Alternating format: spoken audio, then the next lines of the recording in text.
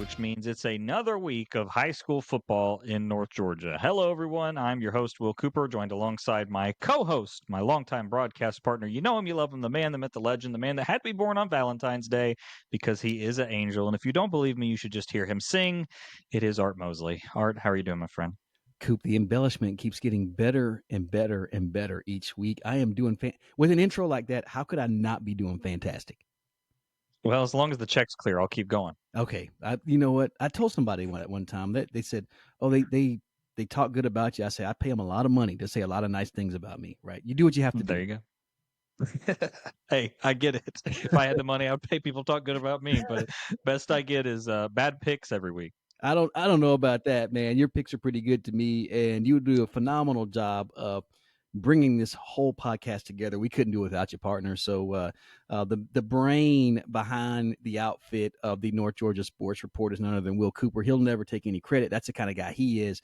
But you got to show him some love. And so, Will, I know you get a lot of you catch a lot of ire of certain fan bases. But man, if they only knew how little you were concerned about rooting for a team and more concerned about every Cherokee County team doing well, I think some people might change their stance on you and they wouldn't talk to you like during the podcast and telling you how wrong you are. But we won't even go there tonight. I just want to let you know you do a fantastic job, partner. And I'm glad as our season kind of winds down. I hate to say it like this, but we're in the last 2 weeks of the GHSA regular season. And man, it seems like it just has flown by, and another year down for us as podcast partners. And man, oh man, I'm going to be sad when it's over, but I couldn't be more happy to be working with you again, my man.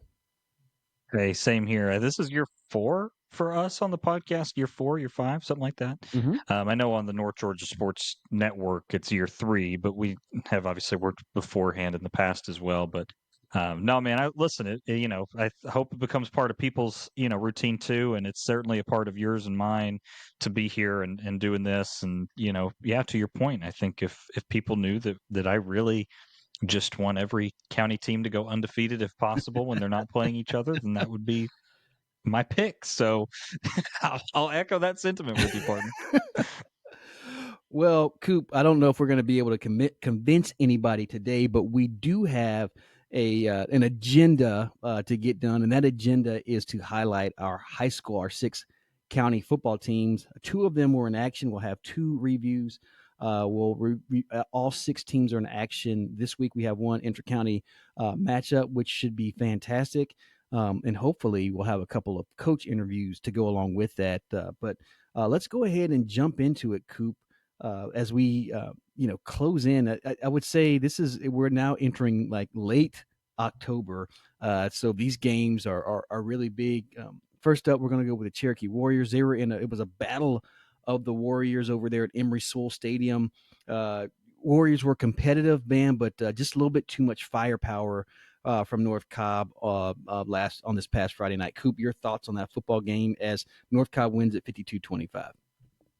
Yeah, I think it was a little bit of a rebound game for the Warriors offensively. Week before and 2 weeks before, really, since the Etowah game, the end of that when they had the quarterback injuries to Parker and Ray, it kind of saw that linger into last week against Walton. But this week they looked like they had it put together. Parker got most of the stats, at quarterback. I think he was 11 of 24, something like that, passing. And then Brandon Hamilton again goes over 100 yards again. I mean, that's Mr. Automatic there. So, for me, Cherokee, we talked to Coach Holly about this last week, not in playoff contention, weren't last week as well, but still fighting, still trying to find some footing for the future, with some of these underclassmen as well. And again, it comes back to complementary football. And North Cobb's a very tough opponent, especially with their offense, but the defense not playing complementary football has once again kind of come back to bite the Warriors in yet another game. So from their perspective, the game overall, hate to say it went the way that a lot of people thought, but I think it did. But from a personal perspective, I thought that Cherokee's offense looked much better than they had really the last 2 weeks. Yeah, Coop. Again, we talked about it with Coach Holly last week. Despite the record, you still have a couple of seniors who are having an outstanding season. Jack Rubin being one of them. Again, he missed a game, still right at there at the top. At one point, was leading Class 6A in receiving with 791 yards. Also, 48 catches and 8 touchdowns to go along with that. And then you mentioned Brandon Hamilton. I hear some people around Cherokee talking about Brandon like, hey, this is one of the best backs we've seen in a long time. That's including Montrell Washington and Britton Brown, two guys that got some run or and may still be getting some run in the NFL. We talked about Keith Adams Jr., who was a solid back for a couple years, for 3 years before he transferred out of Cherokee. But this young man, Brandon Hamilton, just his speed, I think, is something that people, if you haven't seen him play, you don't get an appreciation for it. And tell you what, he'll have his last game. You'll have your last opportunity to see him play on Friday night as the Warriors close out their season at home at Tommy Baker Field for the last time in 70 years. Coop, that's a tough cut to think that we'll be losing out on in my opinion, the best stadium because there's no track around it. And I think the sidelines are great. Now, if you're sitting on that visitor side, you're closer to the water sewer treatment plant, you might not think so, but man, what a I think if people have never been to a game at Tommy Baker Field, you owe yourself to come watch one on Friday night as Marietta comes calling for the Cherokee Warriors. Coop, what are your thoughts as we move forward to Friday night's ball game? Well, to your point, the visitor side's not great. They're right there next to Bowling Park, but also anybody who's ever been to a home game at Tommy Baker in August also knows that the sun sets in the face of the home side. So there, it's a little bit of a double-edged sword. But I actually saw a picture, and I wish I could have shared it, but it was from Tommy Baker from the early '70s. Mm-hmm. I don't know if you've seen this picture Yep. circulating around. But man, that was pretty cool to see the old school. No press box, no nothing. Just kind of the flat stands. They hadn't even been built up as much, but it was kind of a neat thing. But all that to say, besides the point, they'll host Marietta. Marietta to me, at least on from the results, they're the toughest team in the region. I mean, this is obviously a team that beat North Cobb, a couple of weeks ago. Marietta is a very physical football team. They run the ball very well. I would say this game will be lower scoring than a lot of people think it will be, simply because you have running back in Brandon Hamilton that can burn some clock, and you're also going to have Marietta that is a good running team that's going to burn some clock. So I kind of think that this game might be lower scoring than the 70s, 80s, 90s we've seen from some of these Cherokee games. But I do feel like that Marietta is a pretty significant favorite. My predictor likes Marietta by about 38. So I don't know that it'll be that lopsided. Again, with a tighter score, you typically don't see it get that out of hand. But I'll just for the sake of my predictor being right, 83% on the year, I'll ride with it, and we'll go with Marietta at a 38-point line.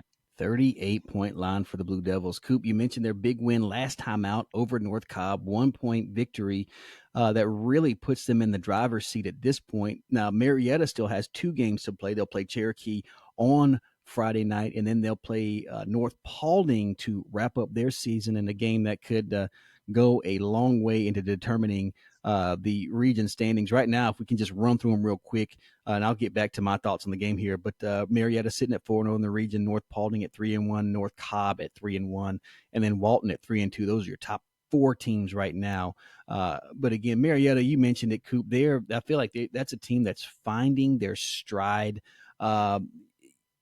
Overall, haven't been outstanding running the football. They've run as a team for 1,037 yards, passing just over 1,300. So they're really not blowing you away statistically. There's not one. It's not like they have a Brandon Hamilton or Jack Rubin there. But Jaden Whiteside at quarterback, 1,311 yards passing, 14 touchdowns, just 4 picks, completing 58% of his passes. The junior.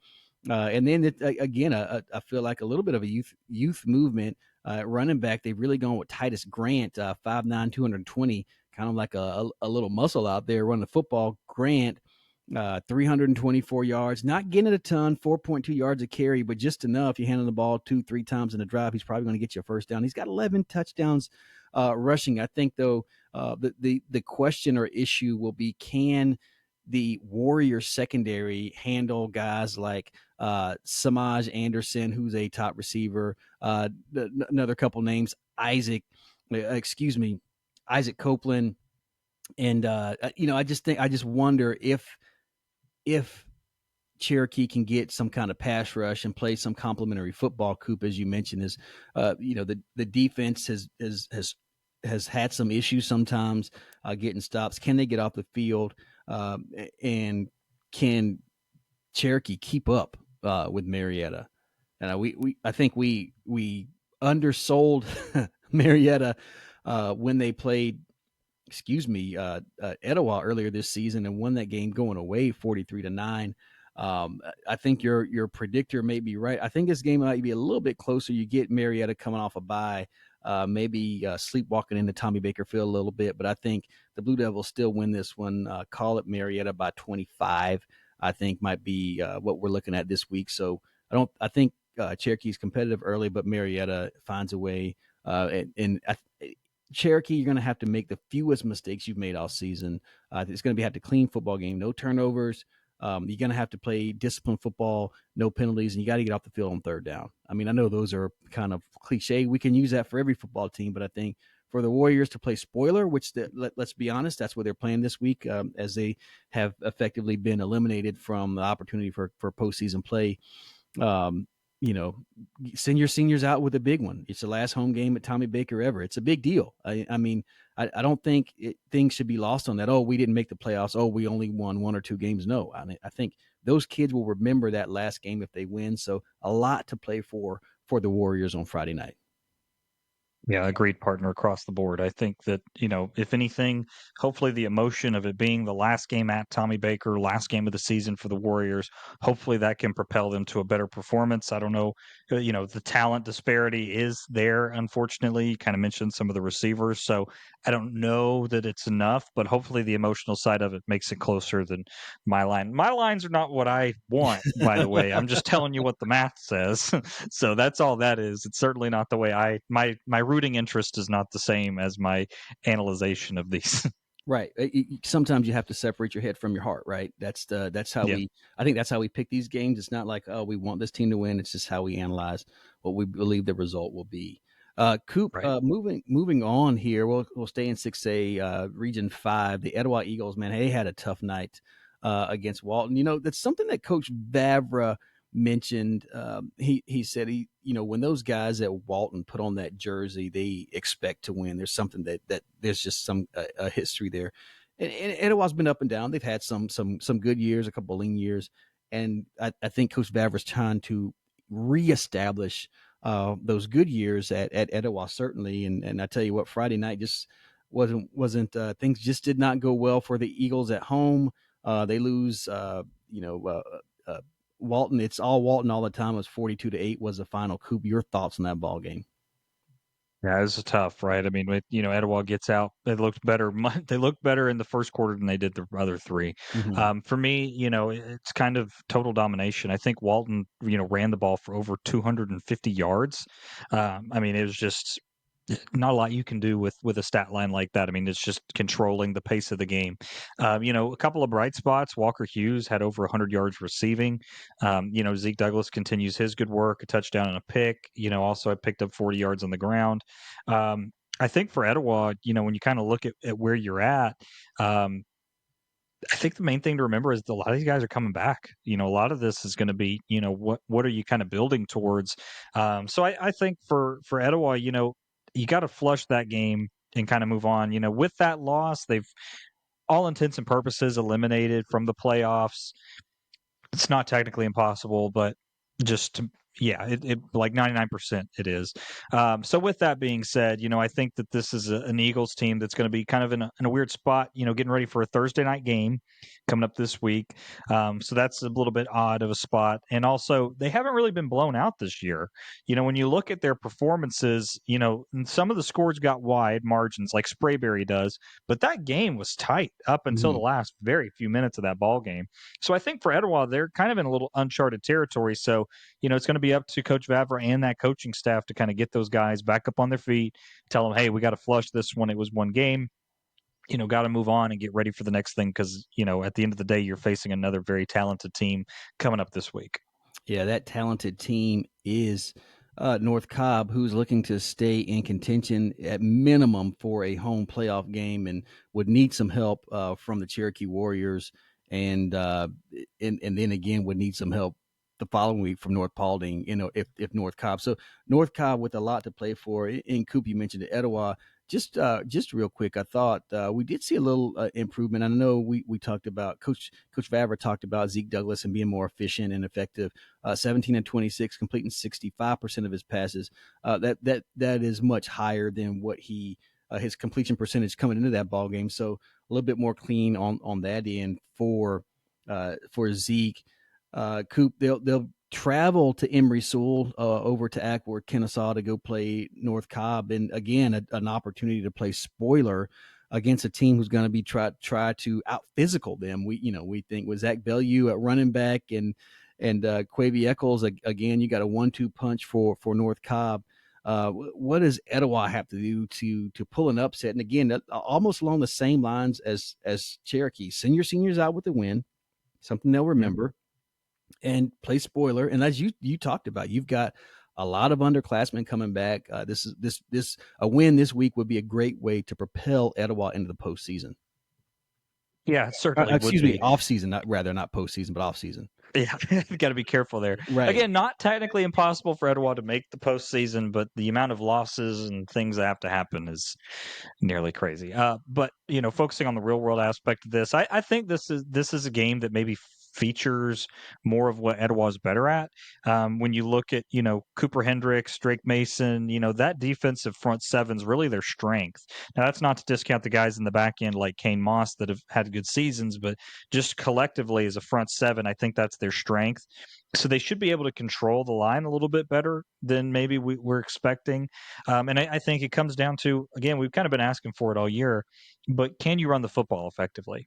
I mean, it's just this entire year they've had games where it's really been Zeke Douglas being able to run from his quarterback position that has allowed them to eclipse, 50, 60 rushing yards. But if you look at tailbacks getting the handoff and going for a large portion of yards, it hasn't been the case this year. So I think that's the dynamic that I'm most interested in seeing. It's kind of to your point, you're facing a team that's certainly more talented. I don't think we're upsetting anybody by saying that. So then it comes down to, can you force them into mistakes that don't normally get made, right? When your turnover battles, you mentioned the efficiency of Douglas. He's going to have to be efficient passing the ball and running. He started the season keeping the ball very protected, not a ton of interceptions. We've seen about one a game since that point. So, really eliminating that interception is going to be key. And then, the Etowah defense has been pretty good at forcing turnovers. I mean, you look at the Cherokee game, you kind of go back, flash back in time to that Woodstock game, obviously the big pick six. I think as long as they're able to do some of those things, they're going to be okay. So my predictor, it likes North Cobb by about 30. 30 and a half would be where we would put the line. On that line, I'll take Etowah at the 30 and a half. So you can give me Etowah plus 30.5. But it's kind of the same thing as Cherokee we just got done talking about. It's 1 and 2 in the region, and you guys are the bottom 2 in the region. And how wide is the margin between Cherokee and Etowah? I mean, when they played, it was, about 12 seconds and 2 hurt quarterbacks from being a tie ball game. So all that being said, that's kind of my take on it. All right, Coop. I like where you're going with that. I think Etowah, if they're going to be in this football game, I don't think it's any shock that they're going to have to slow down Bellew, the talented sophomore. He's through 7 games. We don't have his stats updated from the Cherokee game, but through 7 games, 785 yards, 13 touchdowns. Quavy Eccles, 416 yards, 6 touchdowns. We mentioned that. Oh, by the way, if you were living under a rock or didn't know, North Cobb junior quarterback Teddy Gerard committed to Notre Dame prior to the season.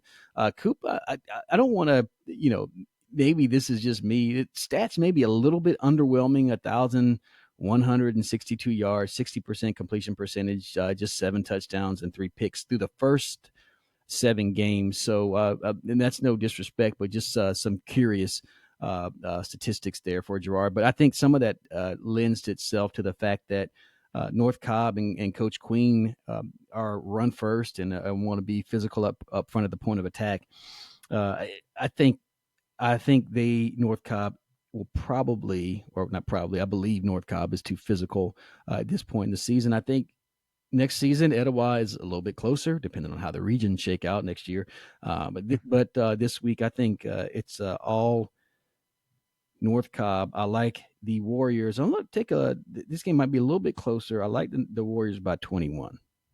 And I think Etowah scores more than 8 points this week. I do think they get on the board a few more times. Yeah, agreed. I don't think they'll be held to 8 again. I think the talent does lie on the offensive side with guys like Walker Hughes. Again, Zeke Douglas is a playmaker, maybe in the running game more than we would want, or maybe, not as efficient passing throughout the year. But either way, I don't see them getting held to 8 or less, certainly. There we have it. Coop, we've wrapped up the Class 6A portion of the podcast. We're going to move on to Class 5A. We'll start in alphabetical order, but we'll leave our North Georgia Sports Report game of the week for last. So we'll start all the way down at the S's with the Sequoyah Chiefs. Coop, we have, some might think we've fallen off the Sequoyah bandwagon. I mean, at the beginning of the season, we had Coach Teeter in here week in and week out. We had his coordinators in here, Coach Buddy and Coach Jackmine. It was awesome having them in here. But you know what? I felt like we had to mix it up a little bit. Otherwise, we probably would have been called Sequoyah homers had we kept, pulling in these Sequoyah Chief coaches. But hopefully we'll get a chance to talk to them before the season wraps up. They've always been good sports, but Chiefs off last week. They come back this week, Coop, with a very curious ball game sandwiched in between a huge ball game. And I'd like to call it a dangerous opponent, but I don't know if, again, every game is a trap game if kids don't show up, right? But Sequoyah will host Pope in their last home game of the season this Friday, the Sequoia's last home game of the season. Coop, thoughts about this Sequoyah team coming off the bye this week?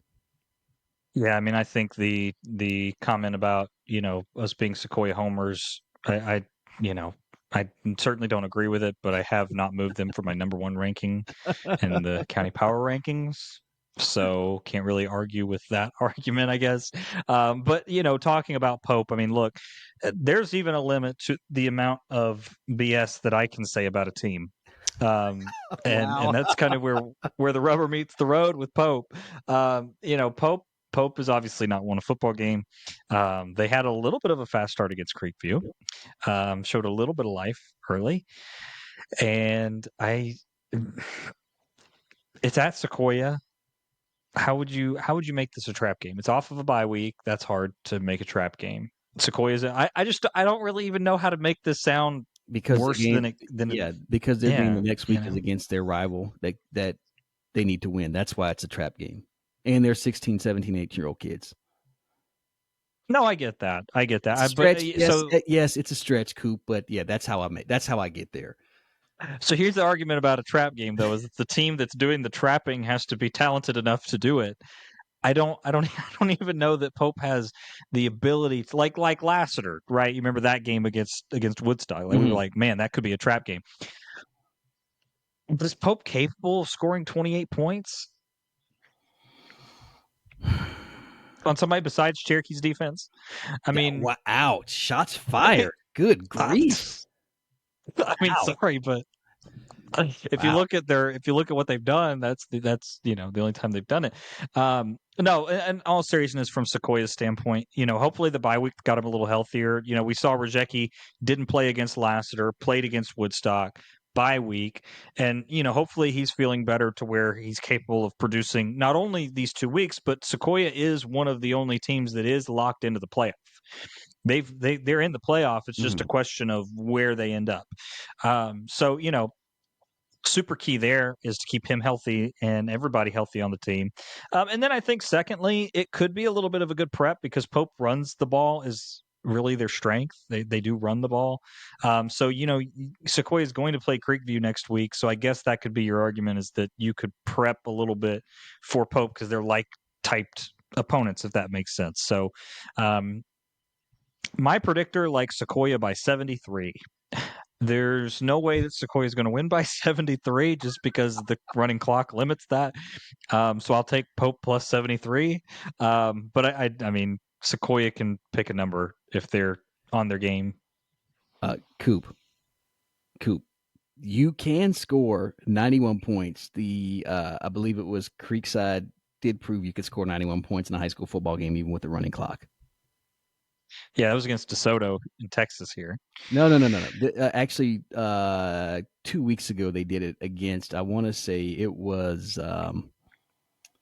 Oh, now I wish I had it. I feel like the school's name begins with H. I'll come back to that in a minute. But technically, you can score that many points, and even I believe it was it Benedictine that put up 75 points this past week. So we could get there. I only say that to say technically we could get there to your predictors. It was uh, um, yeah, Charles Drew High School. Creekside beat them 91-0. They also beat Forest Park 70-0, beat DeSoto 70-28. So possible, not probable for Sequoyah. I can't see them putting up, as you mentioned, 70 points. I agree with you. I just want to let you know it has been done this season. Well, I know it's possible, but again, it's just Sequoyah. At a certain point, I mean, we saw this against Cherokee. They kind of throw out the anchor after a while, and they would do the same thing because again, we just got done talking about the health. It needs Right. to be the most important thing.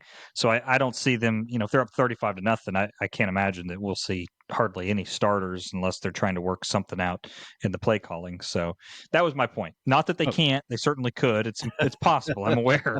I mean, I think growing up in a Georgia Tech household, I've heard the 222-0 score a lot.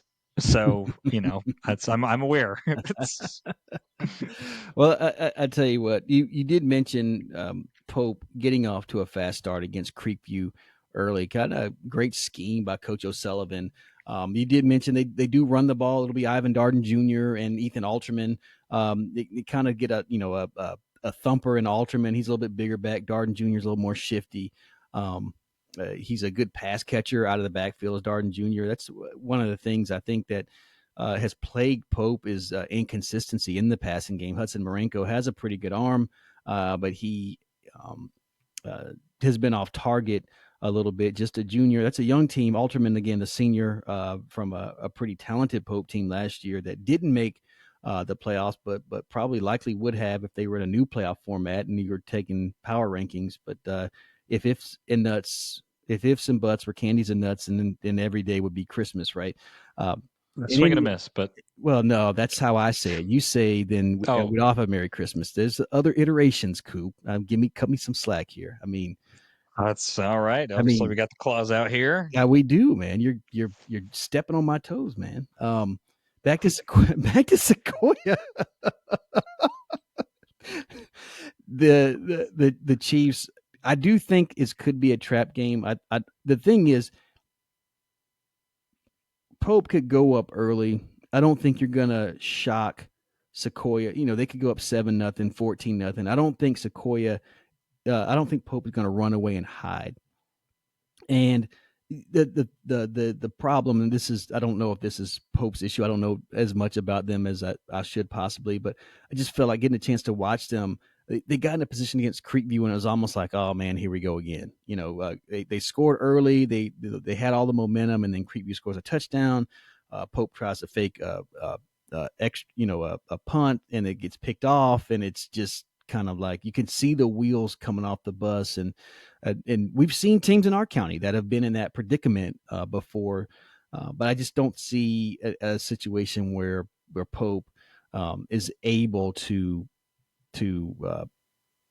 outscore Sequoyah, or as you mentioned, I don't see them putting up more than 24 points, and I don't see them stopping. I think their bigger issue has been defensively and slowing teams down. So I think this is a Sequoyah. It's a big game for them. I think big thing, like you mentioned, get through this healthy. I like the Chiefs by 35. So and maybe we'll see a shutout. Maybe that's a challenge to Coach Buddy's defense. If he still listens, I don't even know if he still listens, Coop. We haven't talked about him in so long. They might just he might have forgotten about me. But I like the Chiefs by 35. Either 35-0, 42-7, 38-3, something like that. Hard. I think that's much more realistic, and something that I would tag on with would be about 35 instead of 73-0 or 80-7 or something. So yeah, I'm with you. I tell you what, if we get score updates on Friday night and we see that score being like 51-0 at halftime, I'll probably be clutching my pearls saying Coop's right again. There you go. What can I say? Coop, let's move on. Woodstock, the Wolverines. They will have an interesting opponent. They will be playing the Riverwood Raiders. They'll be traveling down to Sandy Springs to face Riverwood. Riverwood 1-7, 0-5 in the region, kind of rounding out their schedule. Their playoff hopes have been dashed. Kind of a young team there. Woodstock still with some playoff life, sitting at 3-2, obviously tied with River Ridge. We'll talk about that here momentarily. Coop, your thoughts on the Woodstock Wolverines matchup against Riverwood? This is your trap game. This is the trap game, and here's why. Woodstock's on the road, number one. They're playing Sprayberry the week after, and also Riverwood is more talented than Pope. That's where I'm coming from with this. So I think if you're calling for the trap game, this is the one to me because it's on the road. I think look. I mean, Woodstock should win this football game. My predictor likes Woodstock by about 31. I would go with that. I think Woodstock could win this game. 45-14, 38-7, something like that seems pretty realistic. For me, I think the key to Woodstock is not looking ahead again. Sprayberry presents so many unique challenges, and Woodstock is the least stable of the three county teams that are in the playoffs currently. So to clarify that statement, if the season ended today, River Ridge would be the odd man out in this. So Woodstock's technically your fourth seed right now. So for them, there's no margin for error, but also at the same time, knowing that if they beat Sprayberry, depending on what happens outside of their control, we could have total chaos. And I think there's a world where Woodstock could win the region, but it would require some crazy things. So with all of that being said, I could see this being a look-ahead spot for Woodstock. Key is take care of what's in front of you. You're more talented. You've proven that on the field. Go out and handle business. Again, it's on the road. October, the nights, come a little bit earlier. Easy to kind of start sleepwalking on some of these things. It's a little bit colder.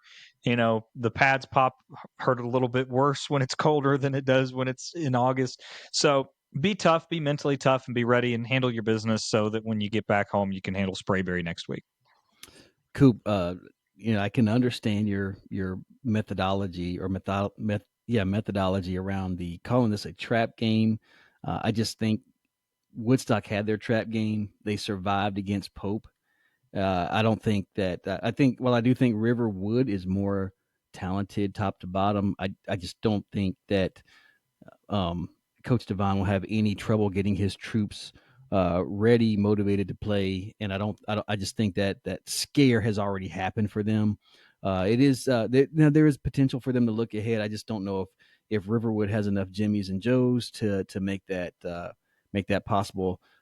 You'll have two of the best receivers in the region, in my opinion, and Zach Stair for Riverwood. He's been solid for them. For Woodstock, we talked about Rylan Hubbard, who's been a great, I would say, came out of nowhere, at least to us in the offseason, and has been absolutely dominant for the Wolverines. It'll come down, ultimately, I think this game comes down to whether or not quarterback Graham Burmeister can take care of the football. Not to say that he's got any turnover problems, but he's got to have a clean game in order to alleviate or eliminate the potential for a trap game here on Friday night. For Riverwood, they've got to find a way to consistently run the football, protect the football, and to get in the end zone. And I think Riverwood can stay with Woodstock for a half. I think they can make it interesting, but I think Woodstock pulls away. Burmeister too athletic, and as long as he's healthy, I wouldn't bet against those guys, especially this Friday night, even on the road down in Sandy Springs with the cooler weather, as you mentioned here, which is I'm sure that's a welcome for the fans, certainly here in North Georgia. But I like Woodstock, Coop. I'm going to call it 28. I'm not going to go as many as you, but 35-7. Something like that, 38-10, I think. Woodstock rolls. It sets up a dynamic, outstanding Halloween Friday night for high school football in class in Region 6-5A. If everything goes as we expect, and I don't know what to expect at the Riverwood and Creekview, we'll get into that in a second. It'll be very interesting. But it'll Yeah, be a heck of a Halloween. To your point, you kind of made this message last week. Leave your candy bowls on the porch, get out and watch a game and enjoy it because it's going to be a heck of a scene. Well, before we get to that, Coop, we have our North Georgia Sports Report game of the week. The Creekview Grizzlies will be on the road at the Ridge, Coop. The Ridge. That's the name of that stadium. Ridge. It's the Ridge, right? Yeah. We understand that now.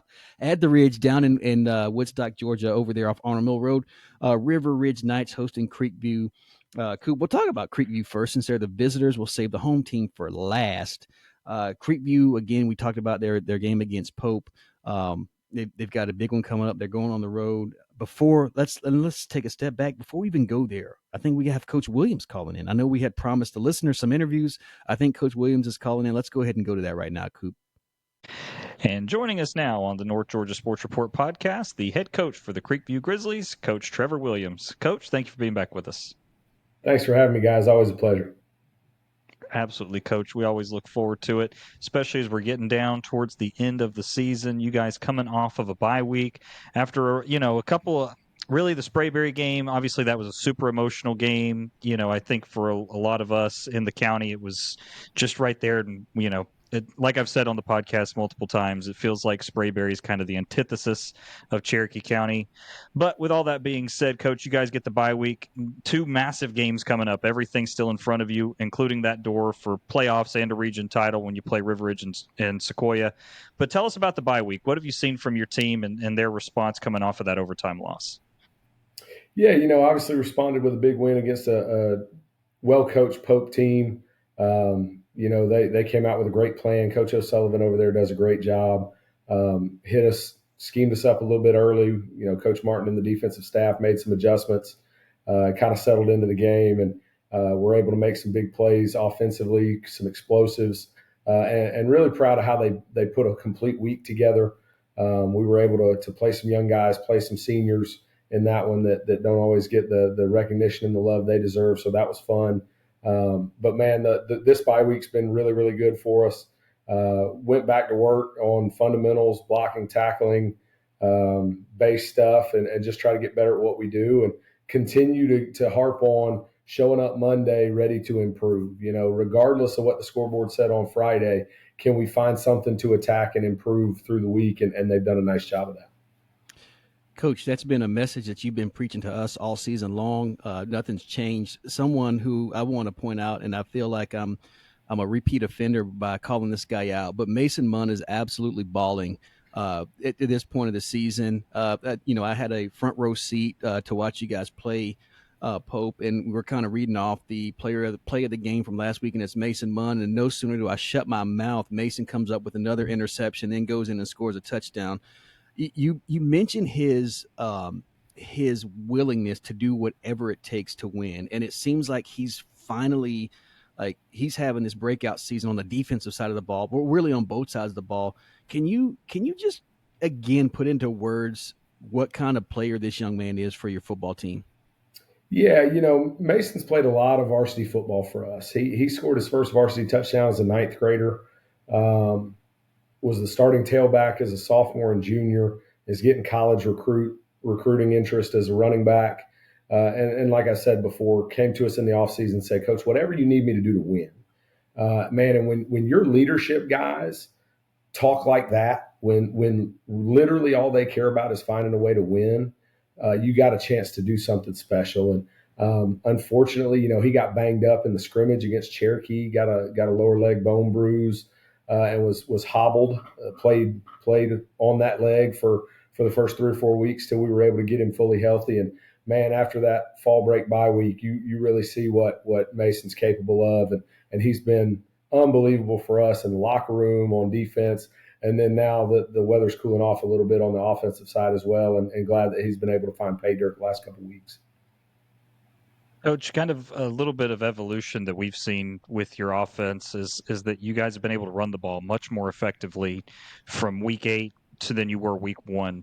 Can you tell us a little bit about the development of not only the tailback room, mentioning Mason getting some carries a little bit more over the last couple of games, but also that offensive line that seems to have grown so much, and the coaching staff, the players themselves, where do you attribute that development to? Because we can see it night and day from week 1 to week 8.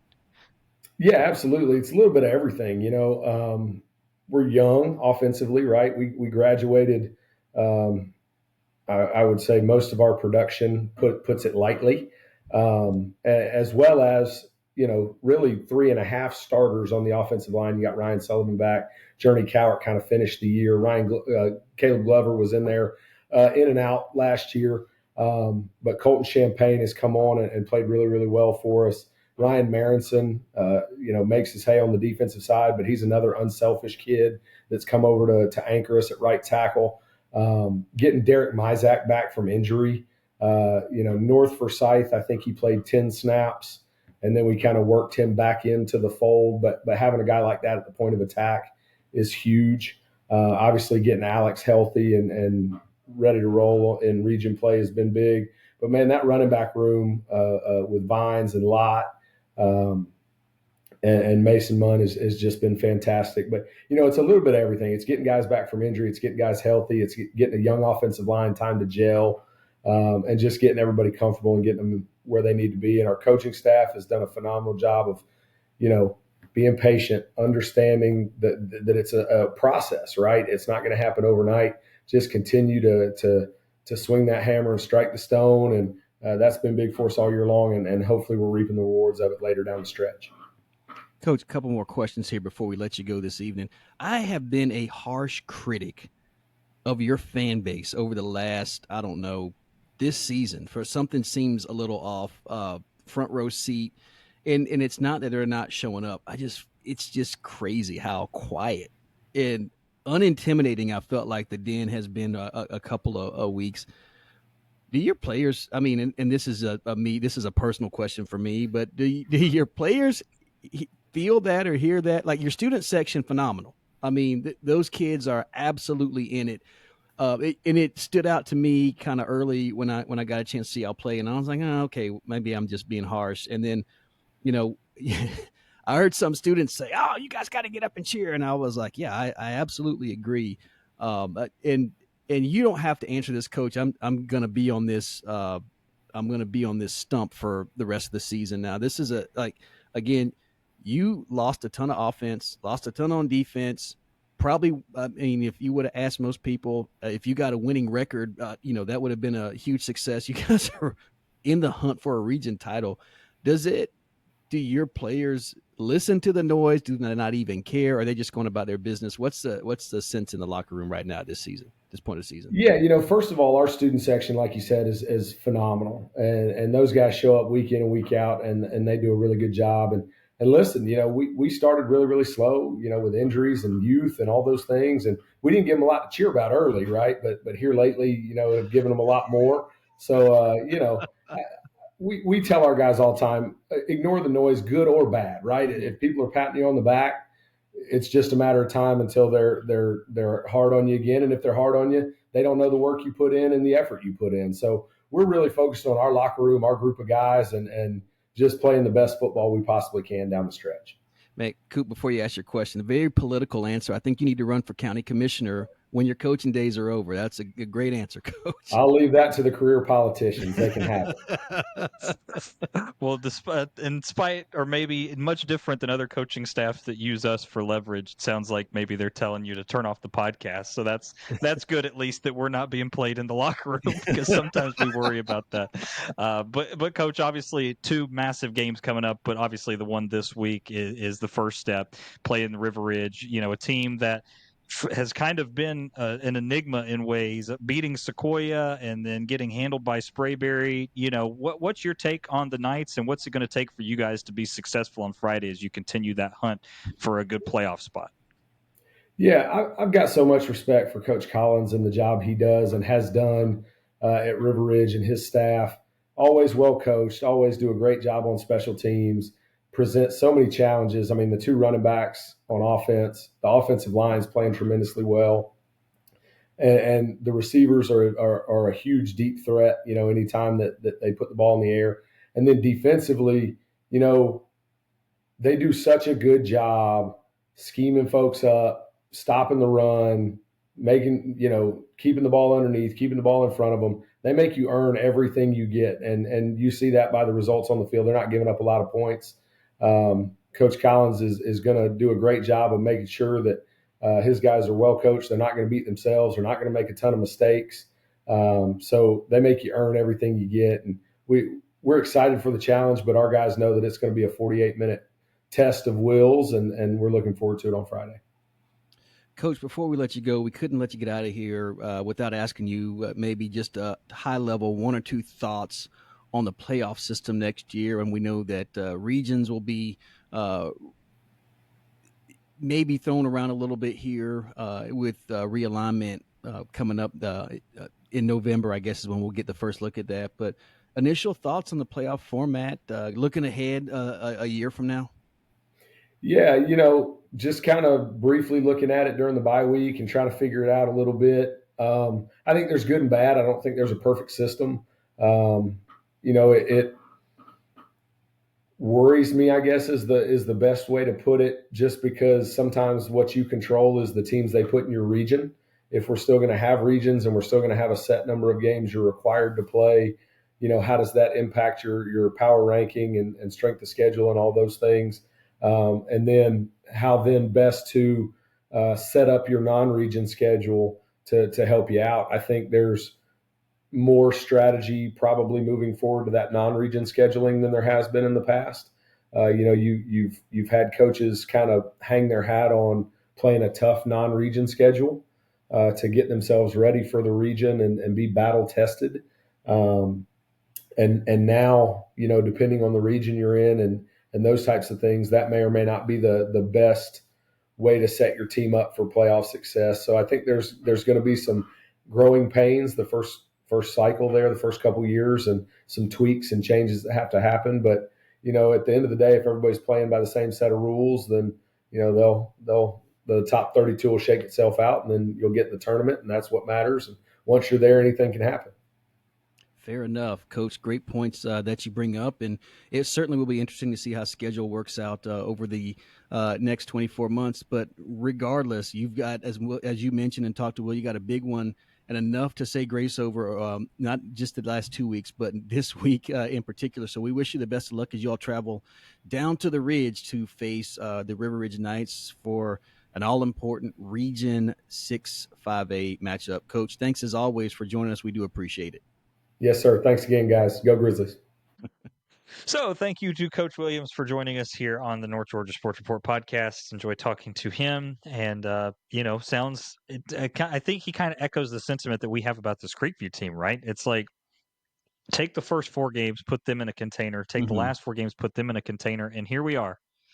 And what do we do with it? Because we got 2 games left. And man, coming off of a bye, everything's on the line for Creekview, and obviously no game to review coming off of that bye week. But you got to feel like this Creekview team could just as easily go 2-0 as they could go 0-2 as they could go 1-1, because these games coming up are going to be very evenly matched.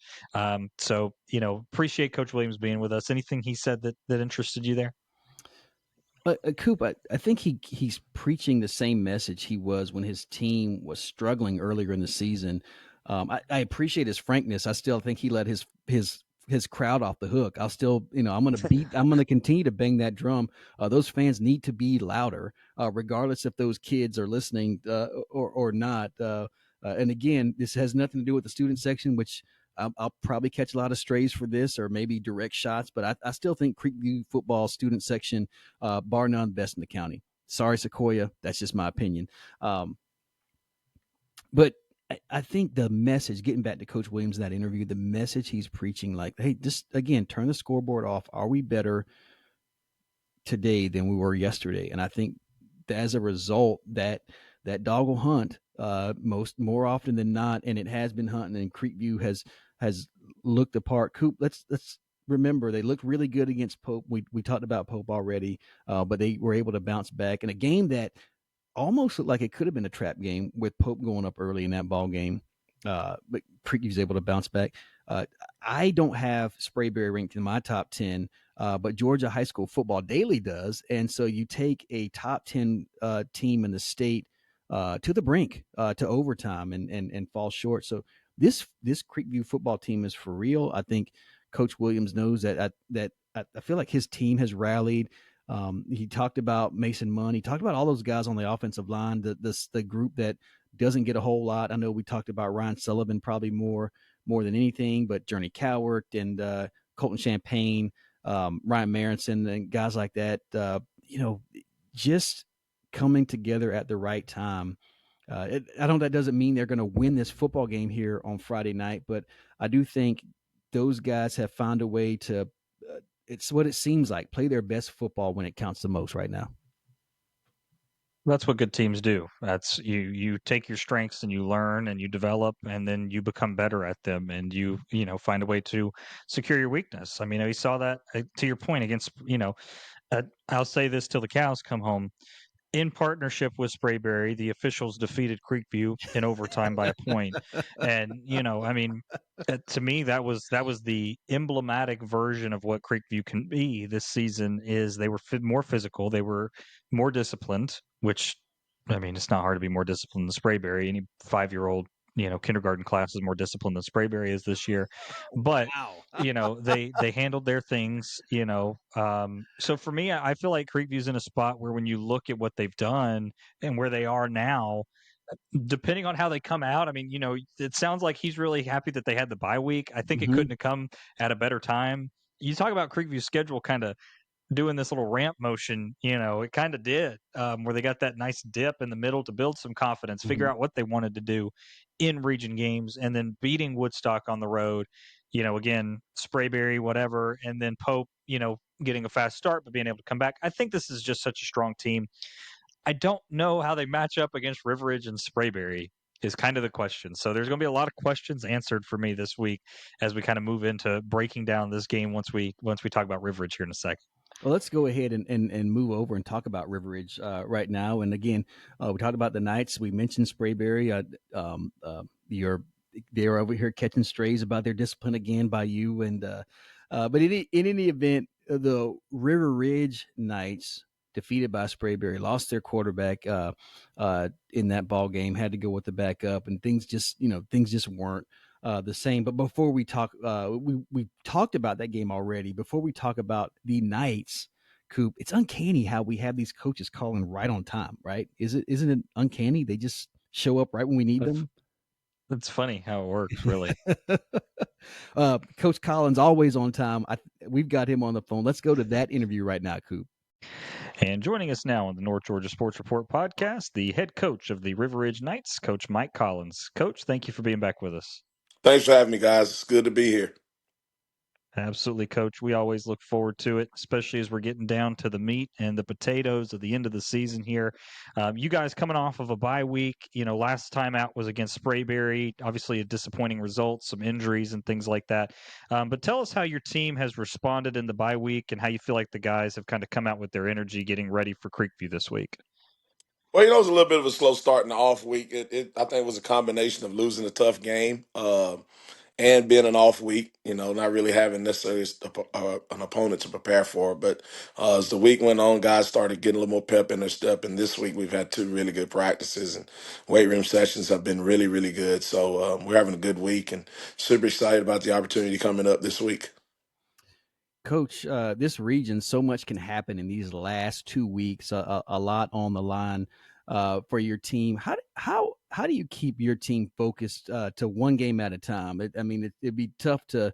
It'd be foolish, certainly, and I know you know this, to be looking ahead to the last week of the season when you've got an opponent ahead of you. But What's coming off that bye week, as you mentioned? What's keeping your team focused? Because I feel like you guys have a lot to play Oh, for, including potentially a home playoff game if things shake for out. um, well, I think the main thing for us is to continue to keep the main thing the main thing. Be the best versions of ourselves. Focus on the process. Get better at everything you do. Control the things that you can control. So I think that's the main thing that we're going to continue to focus on. Obviously, our guys know what's at stake. We don't talk about it a lot, but I know they know. So it's not like I'm trying to hide it. It's just mainly just let's continue to focus on the things that we can control, and that's just be the best version of ourselves, and then we'll see what happens when the dust settles. Coach, when you get ready for a game like this coming up against Creekview, there's really two elements of it. There's obviously the region implications that Art was mentioning there, but it's also a county rivalry, and Creekview and Riverwood have been in the same region for pretty much since I've been doing this, 7, 8 years ago. So with that, there's kind of this rivalry that's built up. Do you notice that it's easier to get the guys focused when it's a county team that's also in region, or do you feel like it may be a little different? And maybe the comparison here would be when you faced Cherokee week 1 and, kind of had that inter-county battle as well. What's your opinion on that? I try to keep them. I try to keep them pretty consistent with regardless of who we're playing, whether it's a county opponent, a region opponent. But probably the reality of it is that there's probably a little more juice that comes to the table when you play an in-county team, a close rival like a Creekview or Sequoyah. They bring a little more juice to the table. I feel like on a daily basis. But I really try to again. I really just try to focus on us and not try to harp on that because I think you get caught up into making the game a little bit too big and you play a little tight or you play a little nervous, and we just don't function well in that type of situation. So I do my best to try to keep them grounded and just focusing on playing the game as hard as you can in the best way you can. But I'll be honest, I do think there's a little more juice that comes to the table on those weeks when they play those rivals. Coach, I feel like this is a broken record, man. But Camden Cox again, even in the loss, 85 yards. Mhm. Stats are correct. I've got him at 748, along with Mr. Pugh at 467. The quick math is that's 1,200 rushing yards. Is when you look back or look at your season to this point, is that exactly how you dialed it up this year, and or where you wanted to be offensively with those two guys and that load? That's what we hoped for. We hoped for those guys to be able to put those type of numbers up, and we know if we could be successful on the ground, that it would be a great compliment to the things we feel like we could do defensively and the things we could do on special teams. So, well, we hope we can keep him going and keep Pugh going.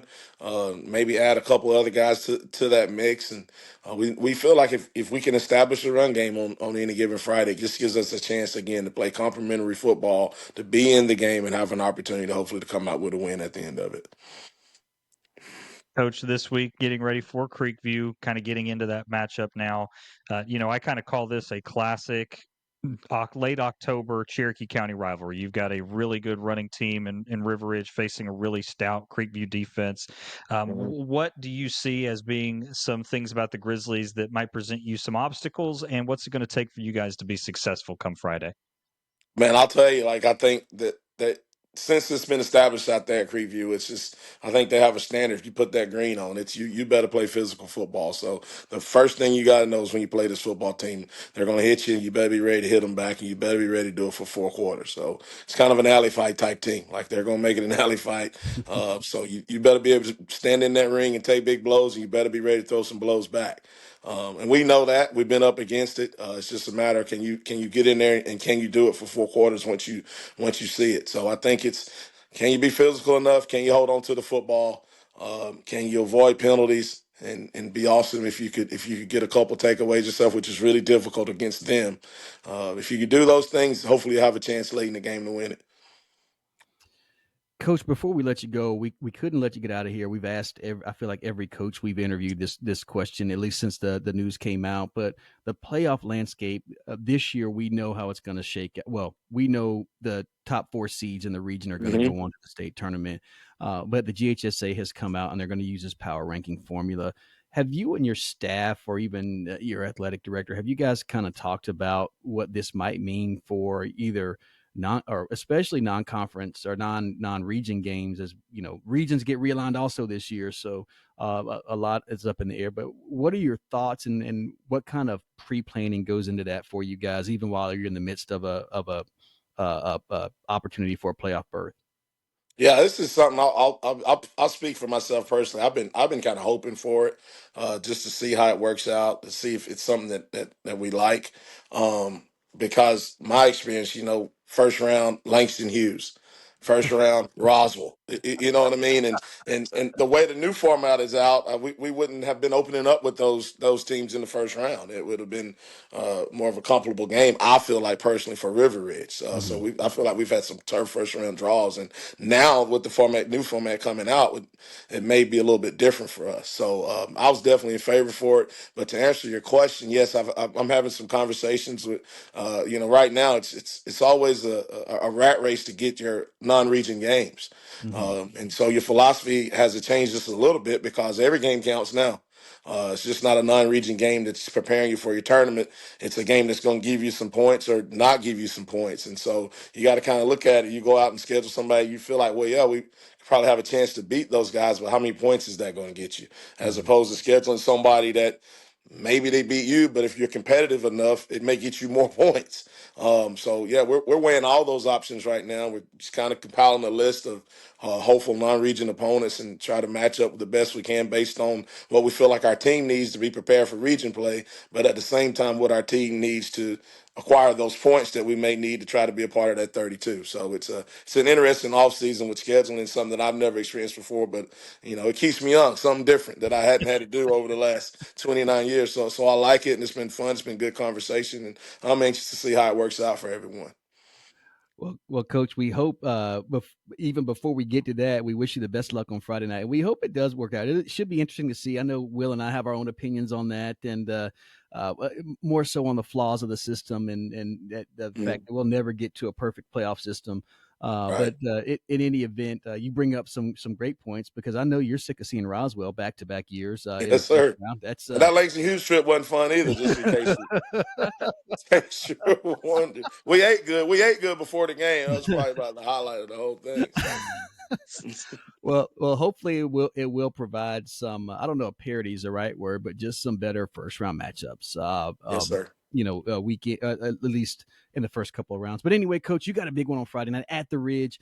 Yes, I sir. tell you what, I couldn't get out of here before I let you know. You probably have the most passionate fans in the county. Belinda Yes, sir. Jenkins absolutely read us the riot act, and we enjoyed every moment of it when she joined us a couple weeks ago. That was fantastic. To know that the passion is down there at the Ridge. Absolutely.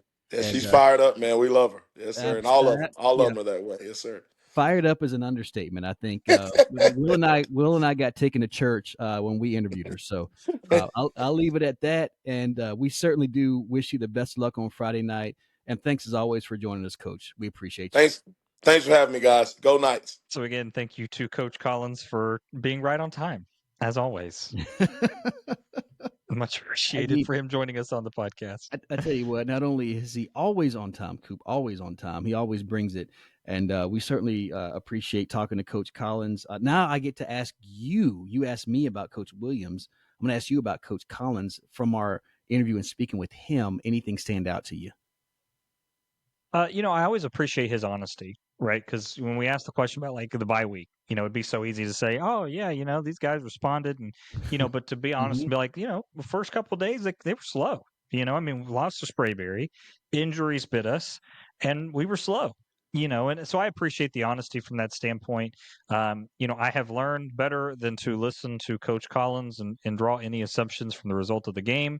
I heard what he said about the Sequoyah game and giving the infamous line that will ring true in my head. We'll see what happens, which is, like, okay, I got you. So Coach, I'm well, not we going have to a draw any plan, right? conclusions. Yeah, I'm not going to draw any conclusions from what he said about the actual game. But, again, I appreciate his candor and being honest about, what he sees from his team. And that's kind of, what we want is to know, not so much the X's and O's. We would never ask a coach about that, give away a Right. game plan or anything like that. But more like how do your kids respond? What do you think? That was like the Cherokee County region game question it wasn't so much about, what do you guys as a coaching staff say? It was more about, do you notice that the kids come in with a different energy Mm-hmm. when they're knowing they're playing Creekview compared to when they're going to play Sprayberry?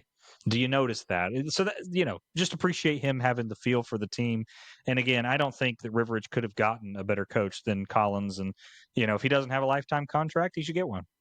There you have it, man. He's done great things over there at River Ridge. You talked about our coach's honesty, and there is a lot of humility in all of our coaches. I think we understand that. Just one time, Coop, I wish we would get some rogue coach comment, like the old Lane Kiffin comment, to say, just, it doesn't even have to be rude, does it? And it could be, Kiffin's, great about some of these backhanded, comments he makes.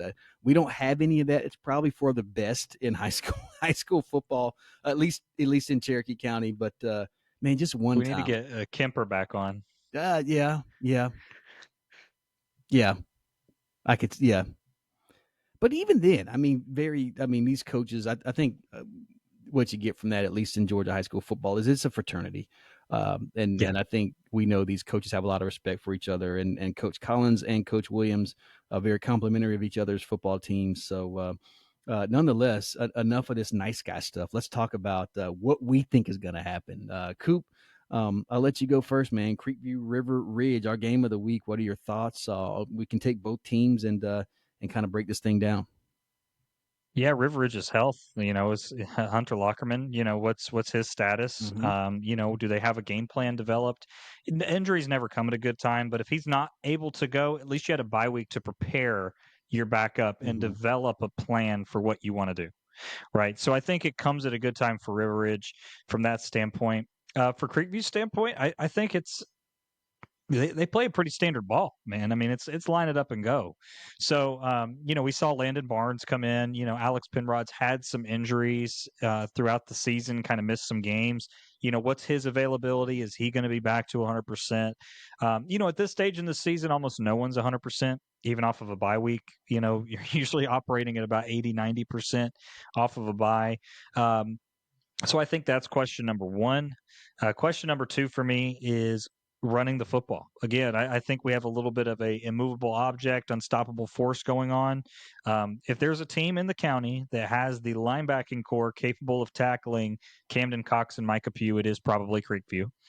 And if there's a linebacking core that's capable of tackling Mason Munn, Carson Lott, Alex Penrod, if he's in, running the football, it's probably River Ridge's linebacking core. So I think that I see this game going one of two ways. I see it either being 28-35, or I see it being like 10-7.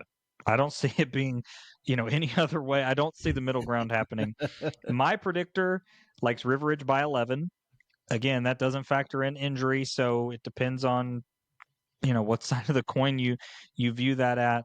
I think before I give the my personal opinion of it, kind of a breakdown there. But Art, what's your take on this matchup? Because it's really one of the most intriguing between these two teams in a while. It is, Coop, and it's tough because we don't know the status of Lockerman, but I can only make my prediction or view. I'm going to base that on assuming he plays. I think both of these teams are very similar, at least in terms of wanting to establish the run.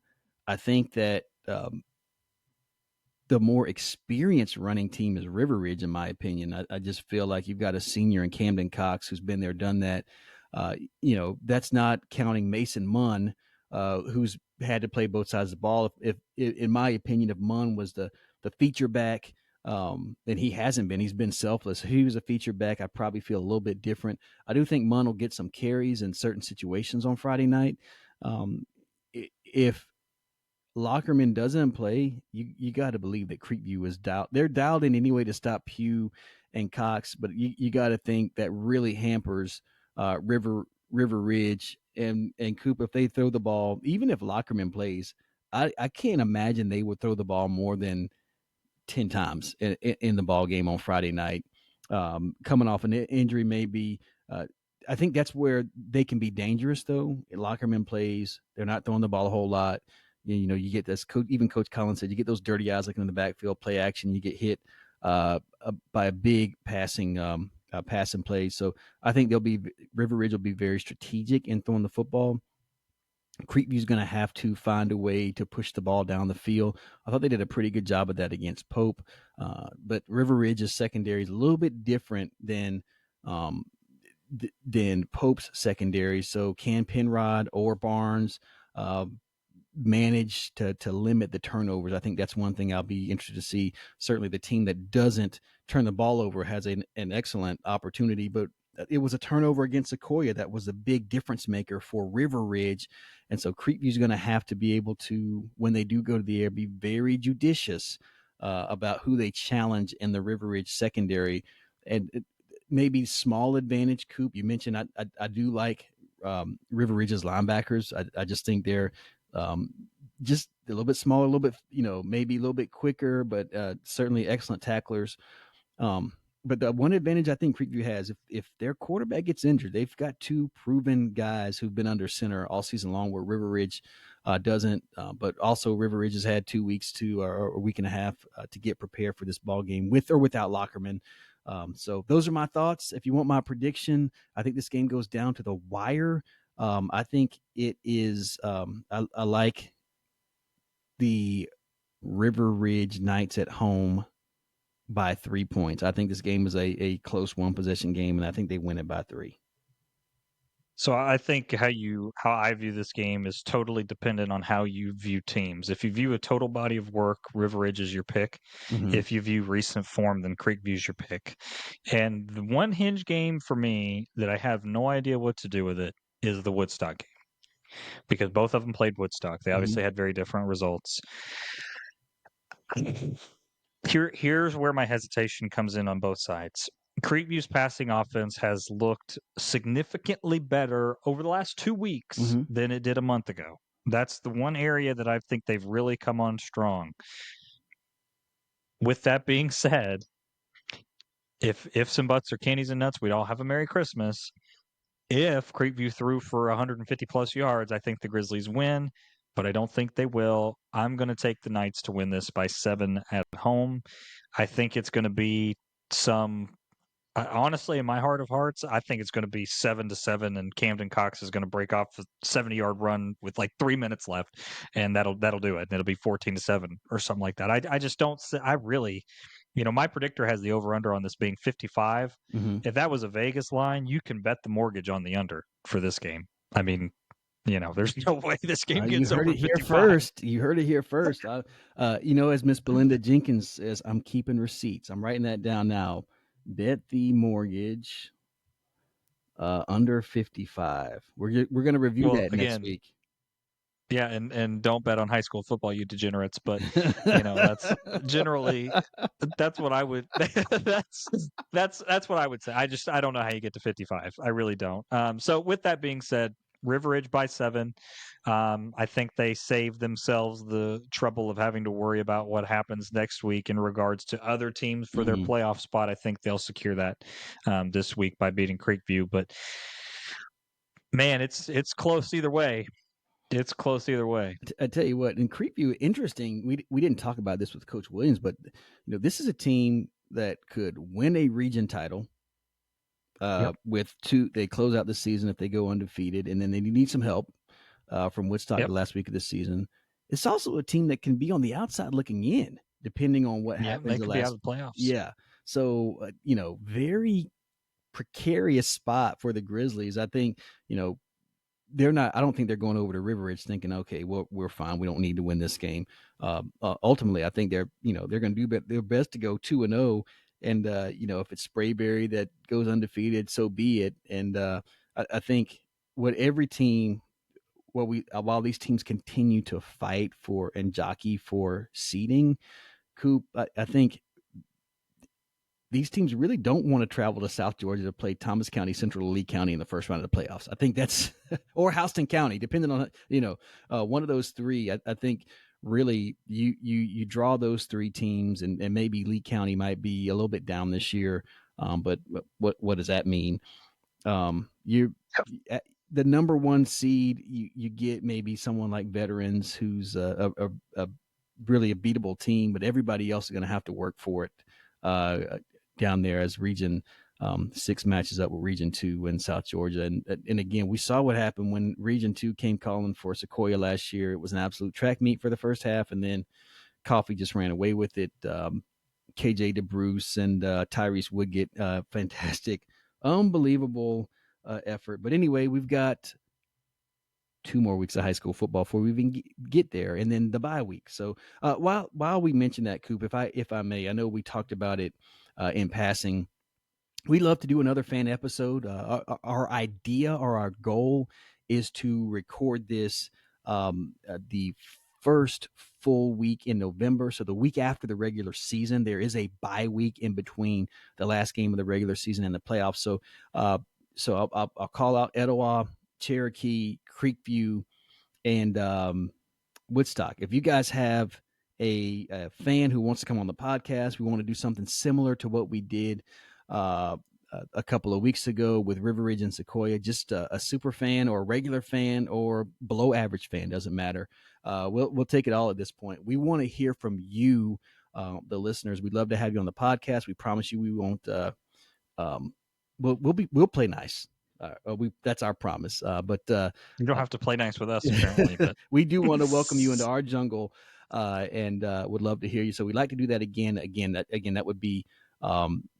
I'll get a date for you here in a second for a recording, but we'd love to do it in that week between the last week of the regular season and that would be the 4th, November 4th, if you are available to record, or the week of November 3rd, but preferably November 4th. So let's talk about it. And you can reach us on the way to find us. I am at you can go at North Georgia Sports Report, right? If you follow us on Twitter, or you can comment in our YouTube video, or send us a note, let us know you want to come on. Yeah, Facebook, Twitter, or if you follow Art or I and you want to DM us or whatever, absolutely, you can do that too. Absolutely, whatever. We are willing to face the music. Speaking of facing the music, I know that's not the best segue, Coop. The music of the top 10 is sounding right now. A top 6. I'm sorry, top 10. I'm thinking something completely different. We expand? Yeah, we're gonna pick up Pickens and a little bit of Forsyth here on our top 10. But no, we're not. We're gonna stay with Cherokee County. Coop, I don't have any changes in my top 10. I think we can kind of run through this relatively quickly.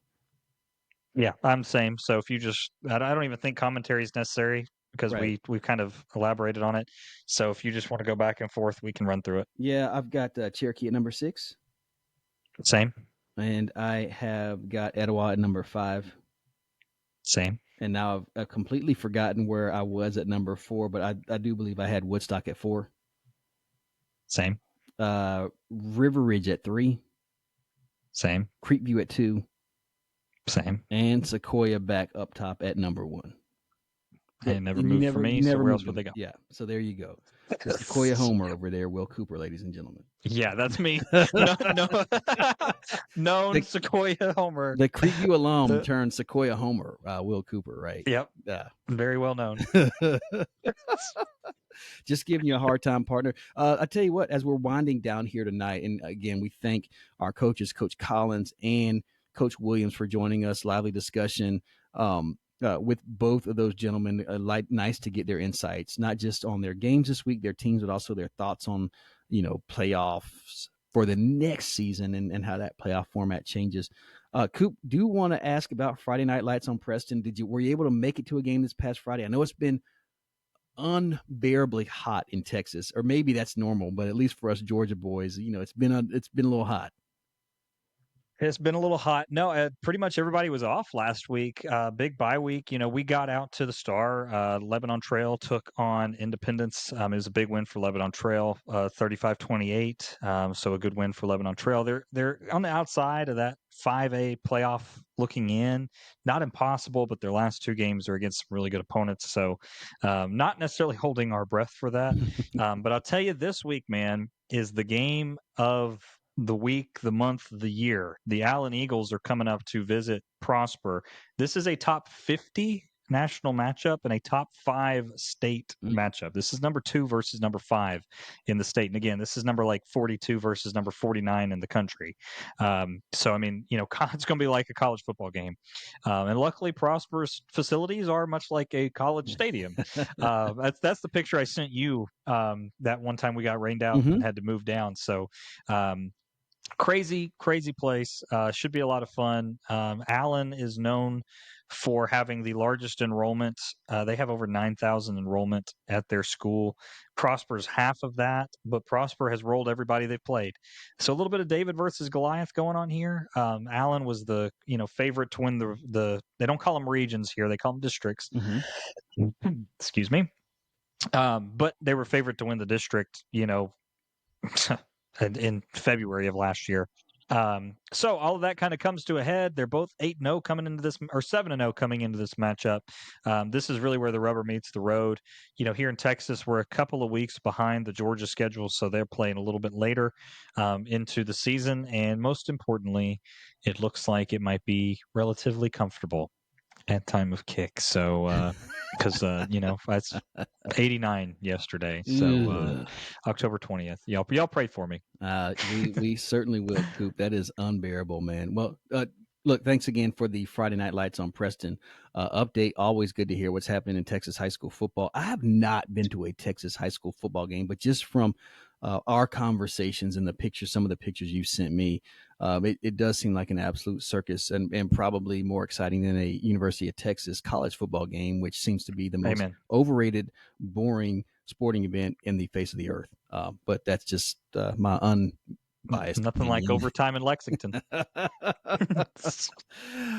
Anyhow, Coop, I think everybody's starting to catch strays here from us right now. We're getting punchy and loopy, so we're gonna let it go. Again, thanks again to Coach Williams and Coach Collins for joining us. Thank you, our listeners, our fans, and if you're a Creekview football fan, God bless you. That's all I can say.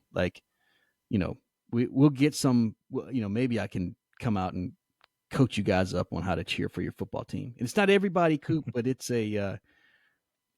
some of them. But anyway, I got to get off that soapbox.